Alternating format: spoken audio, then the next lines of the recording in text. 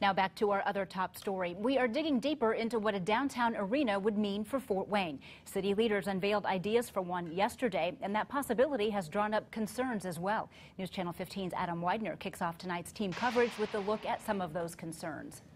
Well, first off, plans for a downtown arena are still very preliminary. A committee is currently looking into the possibility. The concern is, will it steal business from the Coliseum? I'm not sure that there's another 100, 150 events out there. That was the Coliseum's general manager, Randy Brown, back in October. He says his position on bringing new events to a downtown arena hasn't changed. The Coliseum has gone through major renovations in recent years. It has a large arena and an expo center that can seat between 250 and 8,000, depending on a client's needs. Still, a study shows potential for a downtown arena that seats around 5,500.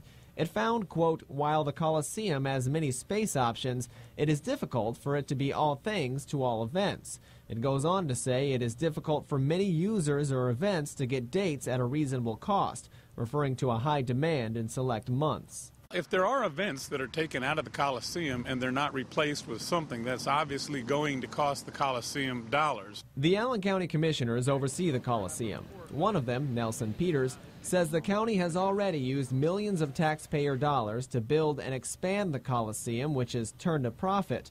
But he warns that if a downtown arena cuts into that profit, it's the taxpayers who will have to cover the loss. We want to ensure that for the Coliseum, as an example, that there is indeed a safety net that allows for the Coliseum to continue to sustain itself without having to dig into the taxpayers' pockets.